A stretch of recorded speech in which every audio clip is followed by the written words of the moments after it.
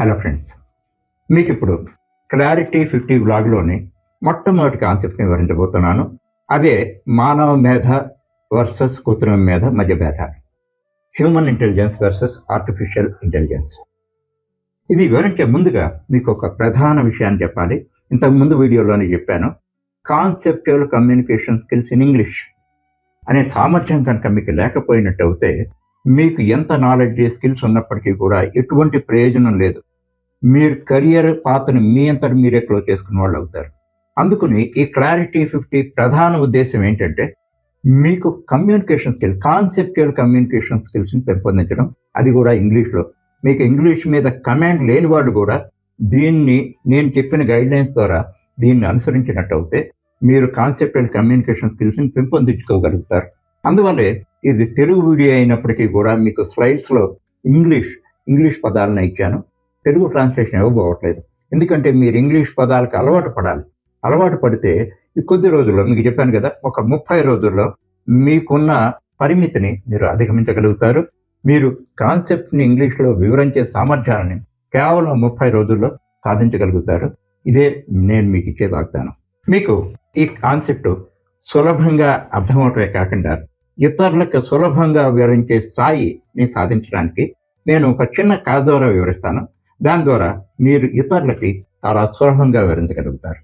ఆ కథ పేరే ఆలోచించే మనిషి, లెక్కింపులు చేసే యంత్రం. Human versus calculator. ఒక మనిషి అనేక లెక్కింపులు చేయాలనుకుంటే ప్రధానంగా అతనికి 5 పరిమితులు ఉంటాయి. ఆ పరిమితులు ఏంటి? వేగంగా లెక్కింపులు చేయలేకపోవటం, ఫలితాన్ని తక్షణమే సెకండ్లో ఇవ్వలేకపోవటం, బలహీనమైన మెమరీ స్టోరేజ్, ఎక్కువ విషయాలను ఎక్కువ కాలం గుర్తుపెట్టుకునే అవకాశం లేదు, తర్వాత తప్పులు చేసే అవకాశం, ఎర్రీజ్ హ్యూమన్, తప్పులు చేసే అవకాశం, తొందరగా అలసిపోవటం. 5 పరిమితులు ఉన్నాయి. ఈ పరిమితులను అధిగమించడానికి క్యాలిక్యులేటర్ అనే ఒక మిషన్ని కనిపెట్టాడు. ఎవరు కనిపెట్టారు? మనిషే కనిపెట్టాడు. దానికి కావాల్సిన లాజిక్, మ్యాథమెటికల్ రూల్స్ అన్నీ కూడా క్యాలిక్యులేటర్లో మనిషే పొందుపరిచాడు. దానివల్ల క్యాలిక్యులేటర్కి ఉన్న సామర్థ్యాలు ఏంటి? మనిషికి ఏ పరిమితులు ఉన్నాయో ఆ 5 పరిమితులని కూడా క్యాలిక్యులేటర్ అధిగమించగలుగుతుంది. అది ఎలాగా? మనిషి నిమిషాల్లో చేసేది మిల్లీ సెకండ్స్, 1/1,00,000 సెకండ్స్లో క్యాలిక్యులేటర్ చేయగలుగుతుంది. తక్షణమే సెకండ్స్లో రిజల్ట్స్ ఇస్తుంది. తర్వాత డేటాని స్టోర్ చేసుకోవటం, ఎంత డేటానైనా సరే తప్పు లేకుండా ఖచ్చితంగా స్టోర్ చేసుకోగలుగుతుంది. తర్వాత మనం ఇచ్చే ఇన్పుట్లో కనుక లోపం లేనట్టయితే ఖచ్చితమైన తప్పులు లేకుండా మీకు ఫలితాలను ఇస్తుంది. అంతేగా ఎన్ని క్యాలిక్యులేషన్స్ చేసినప్పుడు కూడా అలసిపోదు.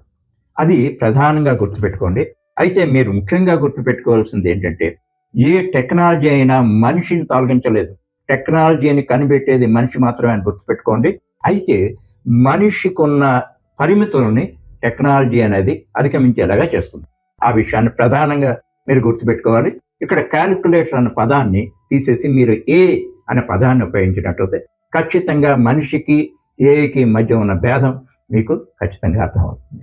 ఇంతవరకు ఇచ్చిన వివరణతోటి మీకు ఇప్పుడు human intelligence versus artificial intelligence మధ్య భేదాన్ని వివరిస్తాను. మీరు కేవలం నేర్చుకోవడానికి కాదు, ఇతరులకు వివరించే విధంగా దీన్ని నేర్చుకోండి. దాన్నే ఓనింగ్ కాన్సెప్ట్ అంటారు. ఇక్కడ హ్యూమన్ ఇంటెలిజెన్స్కు ఉన్న ప్రధానమైన బలం ఏంటంటే ఆలోచించగలదు, నిర్ణయాలు తీసుకోగలదు. అయితే దానికి 5 పరిమితులు ఉన్నాయి. 5 పరిమితులు ఇంతకుముందే: వేగం తక్కువ, ఫలితాలను వెంటనే ఇవ్వలేదు, తర్వాత ఎక్కువ డేటాని స్టోర్ చేసుకోలేదు, తర్వాత తప్పులు చేస్తుంది, అంతేకాకుండా అలసిపోతుంది.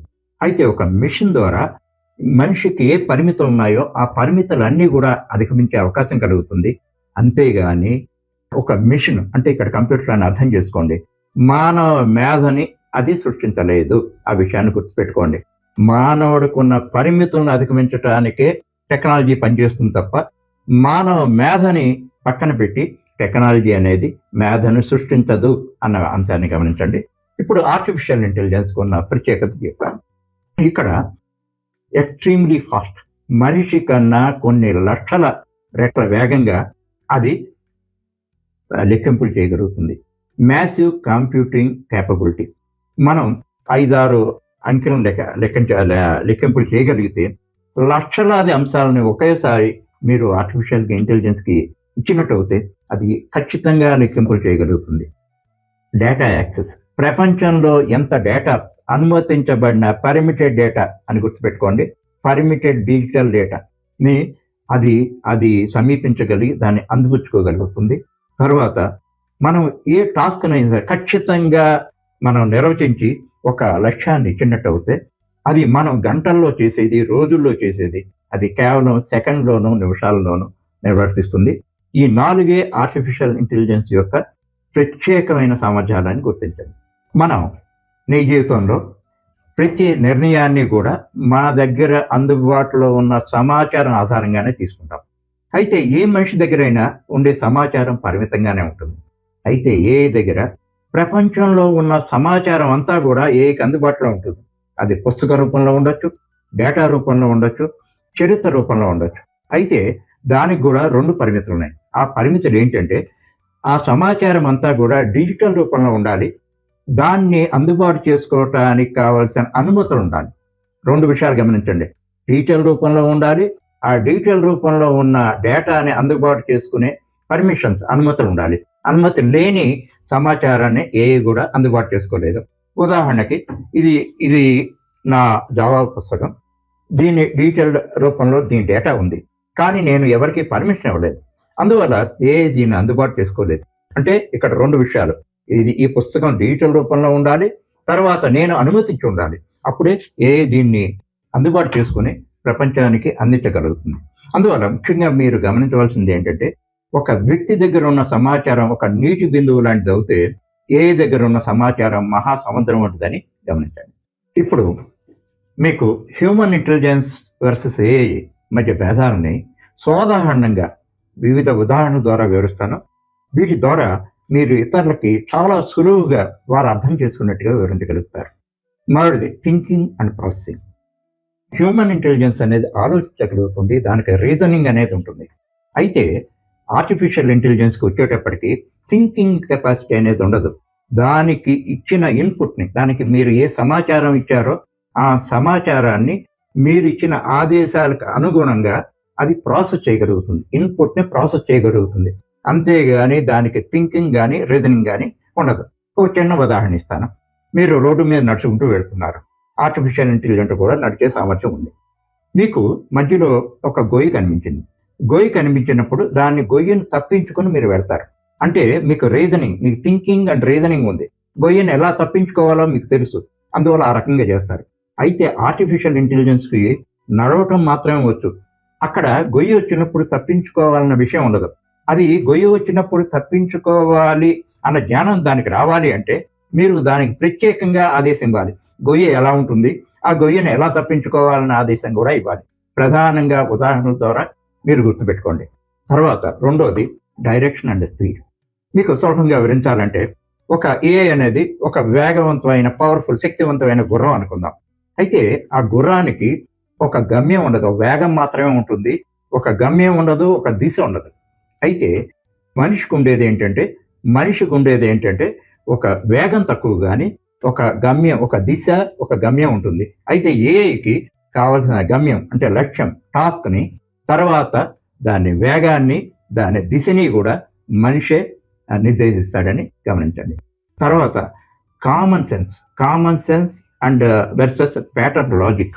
యాక్చువల్గా మనిషికి కామన్ సెన్స్ అనేది ఉంటుంది. అయితే ఆర్టిఫిషియల్ ఇంటెలిజెన్స్ దానికి అందించిన నమూనాల ద్వారానే అది పనిచేయగలుగుతుంది. ఇంతకుముందే ఒక ఉదాహరణ ఇచ్చాను. మీకు రోడ్డు మీద గొయ్యి ఉన్నప్పుడు గొయ్యి అనేది ఎలా ఉంటుంది, దాన్ని నిర్వచించాలి, గొయ్యని ఎలా తప్పించుకోవాలి అన్న వీటికి మీరు నమూనాలు, ప్యాటర్న్ ఇచ్చినట్టు అయితే అది నడవటమే కాకుండా ఎక్కడైనా గొయ్యి వచ్చినప్పుడు ఆ గోతిని తప్పించుకుని ముందుకు సాగగలుగుతుంది. ఇంకొక మంచి ఉదాహరణ ఇస్తాను. మన నిజ జీవితంలో అనేక మంది వ్యక్తుల్ని కలుసుకుంటూ ఉంటాం. వాళ్ళు మన ఫ్రెండ్ అవ్వచ్చు, మన లెక్చరర్ అవ్వచ్చు, మన రిలేటివ్ అవ్వచ్చు, ఒక పెద్ద మనిషి అవ్వచ్చు, ఒక ఆఫీసర్ అవ్వచ్చు. వివిధ రకాల వ్యక్తుల్ని మనం కలుస్తూ ఉంటాం. కలుస్తూ ఉన్నప్పుడు ప్రతి వాళ్ళని విష్ చేసేటప్పుడు వాళ్ళ స్థాయిని బట్టి, వాళ్ళకి మనకి ఉన్న సంబంధాన్ని బట్టి వాళ్ళని విష్ చేస్తూ ఉంటాం. ఒక ఫ్రెండ్ని విష్ చేసినట్టుగా ఒక ఆఫీసర్ని విష్ చేయము, ఒక లెక్చరర్ని విష్ చేయము. అంటే ఇక్కడ కామన్ సెన్స్ అనేది మనకు ఉంటుంది. అయితే ఏఐకి ఆ కామన్ సెన్స్ ఉండదు. అది విష్ చేయాలి అనుకుంటే అందరినీ ఒకే రకంగా విష్ చేస్తుంది. అయితే అది వేరుగా విష్ చేయాలి, దాని కామన్ సెన్స్ కావాలి అంటే ఏంటి, ప్రతి వ్యక్తిని ఇతను మా టీచరు, ఈ టీచర్ని ఈ రకంగా విష్ చేయాలి, ఇతను ఫ్రెండ్ ఈ రకంగా విష్ చేయాలి. ఆ ఫ్రెండ్స్లో కూడా రకరకాలు ఉంటాయి, టీచర్లో కూడా రకరకాలు ఉంటారు. అందుకుని ఏకి కామన్ సెన్స్ అనేది ఉండదు. ఒక ప్యాటర్న్ని ప్యాటర్న్ లాజిక్ ఉండి దాన్ని ప్రాసెస్ చేయగలుగుతుంది. నాలుగోది క్రియేషన్ అండ్ రీఅరేంజ్మెంట్. మనిషికి తనంతట తన సృజనాత్మకతను ఉపయోగించి సృష్టించే తెలివితేటలు ఉంటాయి, సామర్థ్యాలు ఉంటాయి. అయితే ఆర్టిఫిషియల్ ఇంటెలిజెన్స్కి ఆ సామర్థ్యాలు ఉండవు. మనిషి ఇంతకు ముందే సృష్టించిన వాటిని వేరు వేరు రకాలుగా, ఎన్ని రకాలుగా దాన్ని అమర్చే సామర్థ్యం ఉంటుంది, అంతేగాని దానికి సృష్టించే సామర్థ్యం అనేది ఉండదు. ఐదోది అతి ముఖ్యమైనది రెస్పాన్సిబిలిటీ. మనిషికి ఒక రెస్పాన్సిబిలిటీ ఉంటుంది, అకౌంటబిలిటీ ఉంటుంది, మోరల్ రెస్పాన్సిబిలిటీ ఉంటుంది. అందువల్ల తప్పు ఏమన్నా చేసినట్టు అయితే ఆ తప్పును ఒప్పుకోవాల్సిన బాధ్యత అనేది ఉంటుంది. అయితే ఏకి అటువంటి బాధ్యతలు అనేవి ఉండవు. అదే తప్పు చేసినప్పటికీ కూడా దాన్ని సరిదిద్దుకునే అవకాశం మనకు ఉంటుంది తప్ప దాన్ని ప్రశ్నించే అవకాశం ఉండదు. ఎటువంటి మోరల్ రెస్పాన్సిబిలిటీ కూడా తీసుకోదు. ఈ 5 ఉదాహరణల ద్వారా మీరు ఎవరికైనా సరే అనే తెలియని వాళ్ళకు కూడా కేవలం 5 నిమిషాల్లో మీరు వివరించవచ్చు. ఎప్పుడు కూడా మీరు వివరించేటప్పుడు ఒక ఉదాహరణ తీసుకోండి. ఆ ఉదాహరణ తీసుకోవడం ద్వారా మీ ఇతరులు సులభంగా మీరు అర్థం చేసుకోగలుగుతారు.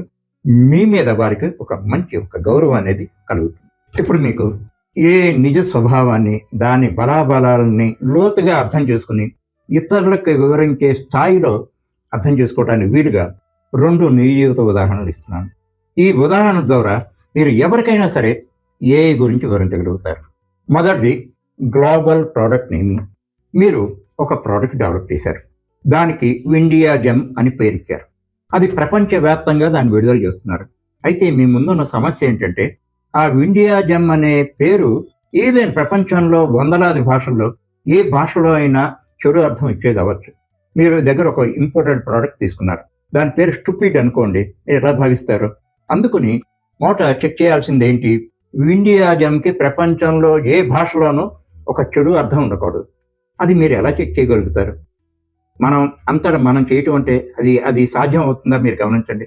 ప్రపంచంలో వందలాది దేశాలు ఉన్నాయి, వందలాది భాషలు ఉన్నాయి, వేలాది భాషలు ఉన్నాయి. ఏ భాషలోనూ ఇండియా జెమ్కి ఒక చెడు అర్థం ఉండకూడదు. అది మన వల్ల దుర్లభం.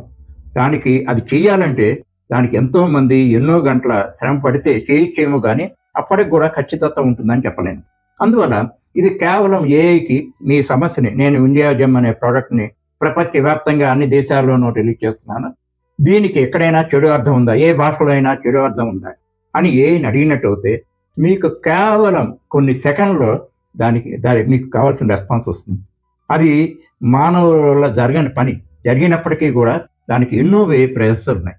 అది యొక్క ప్రధానమైన బలం.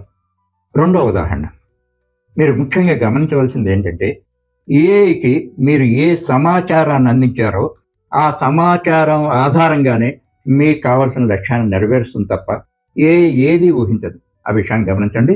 దీనికి చిన్న ఉదాహరణ ఇస్తాను. మీరు మీ బయోగ్రఫీని రాయాలనుకుంటారు. బయోగ్రఫీ రాయాలనుకుంటే మీకు చాలా శ్రమతో కూడింది, మీకు ఆ నిపుణత కూడా లేకపోవచ్చు. అందువల్ల ఏఐకి మీకు సంబంధించిన విషయాలన్నీ, మీ ఫ్యామిలీ డీటెయిల్స్, మీ ఎడ్యుకేషను, మీ కెరియరు, మీ స్ట్రగుల్స్, మీ అచీవ్మెంట్స్, మీ వాల్యూ సిస్టమ్, వీటన్నిటినీ కూడా ఏఐకి వివరించి ఏఐని ఒక రిక్వెస్ట్ చేస్తారు, రైట్ మై బయోడేటా. నా బయోడేటాని, నా ఆత్మకథని రాయమని, లేకపోతే నా ఆత్మకథని ఒక పాట రూపంలో రాయమని, కథగా రాయమనొచ్చు, పాట రూపంలో రాయమనొచ్చు.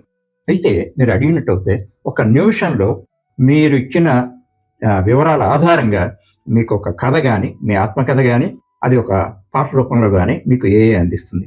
అయితే ఇక్కడ మీరు గుర్తుంచుకోవాల్సింది ఏంటంటే మీ జీవితం గురించి ఏఐకి ఏమాత్రం తెలియదు, మీ ఎమోషన్స్ గురించి ఏఐకి ఏమాత్రం తెలియదు. మీరు ఏ సమాచారాన్ని ఏఐకి అందించారో ఆ సమాచారం ఆధారంగానే మీ కథ రాస్తుంది. దానికి ఎక్కువ కానీ దానికి తక్కువ కానీ ఏమాత్రం ఉండదు. అలాగే మీరు పాటగా రాయమంటే పాటగా రాస్తుంది. ఈ విషయాన్ని గమనించండి. ఏఐ తన మేధస్సును ఉపయోగించి ఏదో ఊహించి మీకు అందిస్తుంది అనుకోకండి. మీరు ఏ సమాచారం ఇచ్చారో ఆ సమాచారం ఆధారంగానే మీకు ఏం కావాలో, అది కథ కావాలా, పాట కావాలా అన్నది అది అందిస్తుంది. అది మీరు చేయలేని పని. మీకు చాలా కష్టమైన పని అది కొన్ని సెకండ్లో మీకు అందించగలుగుతుంది. అదే ఏఐ ప్రత్యేకత. మీ శ్రేయోభిలాషిగా చివరిగా మీకు ఒక మంచి సలహా ఇవ్వదలుచుకున్నాను. మీలో ఎవరైనా సరే ఏఐ నేర్చుకోవాలి అంటే మాత్రం ఈ విషయాన్ని గమనించండి. మీరు సోషల్ మీడియాని ఓపెన్ చేసినట్లయితే మీకు వందల కొద్ది యాడ్స్ వస్తూ ఉంటాయి. అవన్నీ కూడా ఏఐ గురించి చాలా హైప్ క్రియేట్ చేస్తాయి, గాలి కబుర్లు చెప్తాయి. మీరు ఏఐని ఒక 1 వీక్లో నేర్చుకోవచ్చు అన్నట్టుగా చెప్తాయి. కానీ అవేమీ నిజం కాదు. ఒక్క విషయం ఆలోచించండి. ఏఐ నేర్చుకోవటం అంత సులభం అవుతే ప్రతి వాళ్ళు ఏఐ నేర్చుకుంటారు కదా. అది అంత సులభం కాదు, అలా అని అంత కష్టమో కాదు. మీరు సరి అయిన మార్గంలో సరి అయిన విధానాన్ని కనుక పాటించినట్టయితే నా దృష్టిలో ఒక ఏ బ్యాక్గ్రౌండ్ లేకపోయినప్పటికీ కూడా 6 నెలల్లో ఏఐకి ఏ నిపుణులు అవుతారని చెప్పలేను. మీరు ఒక ఉద్యోగం సాధించడానికి ఇండస్ట్రీ రెడీనెస్ మీకు ఏం కావాలో వాటిని సాధించగలుగుతారు. మీకు ఏఐ నేర్చుకోవాలని గట్టి సంకల్పం కనుక ఉన్నట్టయితే దానికి 6 నెలల కాలాన్ని కేటాయించండి. ఆర్గానికల్గా నేర్చుకోండి. దానికి షార్ట్ కట్స్ అనేవి ఉండవు. మీ రోడ్ మ్యాప్ మీకు క్లారిటీ ఉండాలి, 100% క్లారిటీ ఉండాలి. ముందుగా మీకు కావాల్సింది ఏంటంటే ఎకో సిస్టమ్. ఆ ఎకో సిస్టంలో వల్ల మీరు ఏం నేర్చుకోగలుగుతారు అంటే మీ ఆలోచన సామర్థ్యాలను పెంచుకోవాలి. తర్వాత ప్రాబ్లం అండర్స్టాండింగ్, క్వశ్చన్ అర్థం చేసుకోకుండా మీరు ఆన్సర్ రాయలేరు. అయితే ఆ ప్రాబ్లమ్ని కరెక్ట్గా అర్థం చేసుకునే సామర్థ్యం కావాలి. డొమైన్ నాలెడ్జ్, మీరు ఏ రంగంలో పనిచేయాలి అన్నది మీకు అవగాహన చేసుకోవాలి అంటే డొమైన్ నాలెడ్జ్ అవ్వచ్చు. చిన్న ఉదాహరణ ఇవ్వాలంటే మీరు ఒక సాఫ్ట్వేర్ని ఒక హాస్పిటల్ కావచ్చు, ఒక కాలేజీ కావచ్చు, ఒక షేర్ బ్రోకర్ కావచ్చు, ఒక హోటల్ కావచ్చు, ఇంకొక వ్యాపార సంస్థ కావచ్చు. దాన్ని డొమైన్ అండర్స్టాండింగ్ అంటారు. ఆ డొమైన్ అండర్స్టాండింగ్, డొమైన్ నాలెడ్జ్ ఇవన్నీ కావాలి. ఇవి ఎలా నేర్చుకుంటారు అంటే ఎకో సిస్టమ్ ద్వారా నేర్చుకుంటారు. ఆ ఎకో సిస్టమ్ అనేది మీకు అత్యంత పాపులర్ అయింది పైథాన్. పైథాన్ అని మొదట మీరు పూర్తిగా కమాండ్ సాధించాలి. దానికి నా విధానంలో 2 నుంచి 3 నెలల కాలం పడుతుంది. ఆ 3 నెలల కాలంలో నేను చెప్పినవి thinking ability, problem understanding, domain knowledge, వీటన్నిటి మీద కూడా మీరు సామర్థ్యాలు సాధించగలుగుతారు. అది స్టార్టింగ్ పాయింట్. మీరు ఒక్కటి గమనించండి, ఏఐ అనేది స్టార్టింగ్ పాయింట్ కాదు. మీరు ఎకో సిస్టమ్ అనేది స్టార్టింగ్ పాయింట్.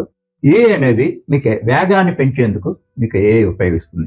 అందువల్ల మొదట వాస్తవాలు తెలుసుకోకుండా ఏఐ నేర్చుకోవడానికి ప్రయత్నించకండి. మీకు సోషల్ మీడియాలో చూసినట్టయితే ఎక్కడైనా వందలాది ఏఐ అడ్వర్టైజ్మెంట్లు వస్తాయి. వాటిని చూసి టెంప్ట్ అవ్వకండి. ఏఐ అంత తేలిక అవుతాయి, ప్రతి వాళ్ళు నేర్చుకుంటారన్న విషయాన్ని మీరు గమనించి ముందుకు సాగండి. Wish you all the best.